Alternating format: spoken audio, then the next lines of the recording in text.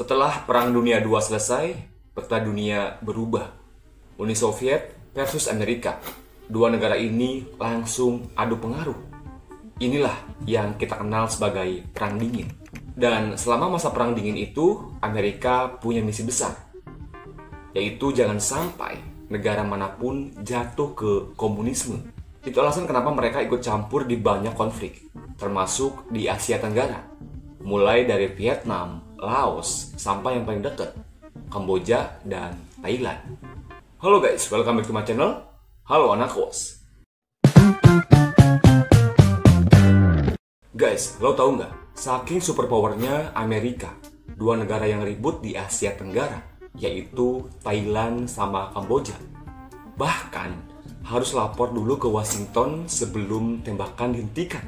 Gokil kan? Emang segitunya pengaruh Amerika di dunia internasional. Tapi kok bisa ya, negara yang letaknya ribuan kilometer jauhnya dari Asia malah jadi wasit di konflik orang lain? Santai aja, kita bakal bongkar pelan-pelan di Yuk Kita Bahas.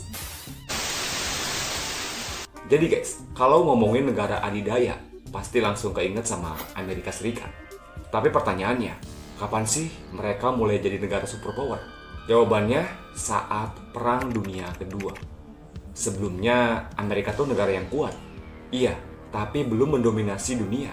Waktu Perang Dunia I, Amerika baru muncul ke permukaan, tapi belum sepenuhnya pegang kendali global. Nah, pas Perang Dunia II, semuanya berubah. Sementara negara-negara Eropa porak-poranda akibat perang, Amerika justru makin kaya karena jualan senjata dan amunisi ke sekutu-sekutunya. Kayak dagang di tengah orang berantem. Cerdas, tapi serem. Nah, setelah Perang Dunia II selesai, peta dunia berubah. Uni Soviet versus Amerika. Dua negara ini langsung adu pengaruh. Inilah yang kita kenal sebagai Perang Dingin. Dan selama masa Perang Dingin itu, Amerika punya misi besar. Jangan sampai negara manapun jatuh ke komunisme. Itulah kenapa mereka ikut campur di banyak konflik, termasuk di Asia Tenggara. Mulai dari Vietnam, Laos, sampai yang paling dekat, Kamboja dan Thailand. Kita geser dulu ke tahun 1980-an. Waktu itu, Kamboja lagi nggak karuan. Ada yang namanya Khmer Merah. Waduh, gue gak bisa nyebutin ini. Pokoknya itu adalah kelompok komunis yang brutal banget dan bikin kacau di dalam negeri. Thailand yang pro barat merasa nggak nyaman dong punya tetangga kayak Kamboja yang rawan konflik dan condong ke komunisme. Akhirnya terjadi beberapa kali bentrok militer di perbatasan.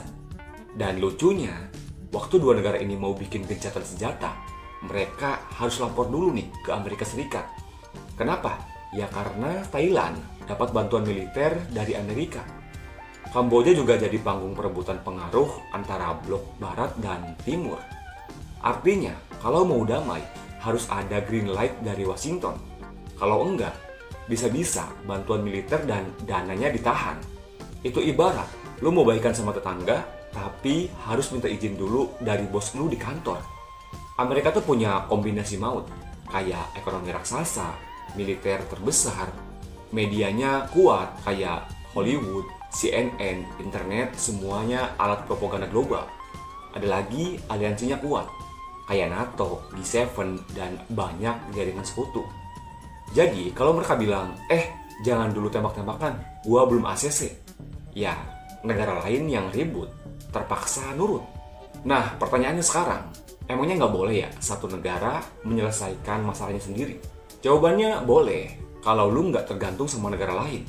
Masalahnya, di dunia yang makin global ini, banyak negara yang ekonominya tergantung, keamanannya tergantung, bahkan teknologinya juga tergantung sama negara besar kayak Amerika. Makanya, selama lo masih minum Coca-Cola, pakai iPhone, dan scroll TikTok dari server Amerika, lo belum sepenuhnya lepas dari pengaruh Washington. Jadi guys, sekarang lo ngerti kan kenapa Amerika bisa ngatur damai atau enggaknya konflik di Asia Tenggara? Karena yang punya duit, senjata, dan pengaruh, dia yang pegang kendali. Pertanyaannya, kapan ya Indonesia bisa jadi kayak gitu?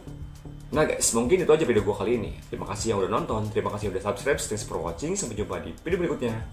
Bye-bye.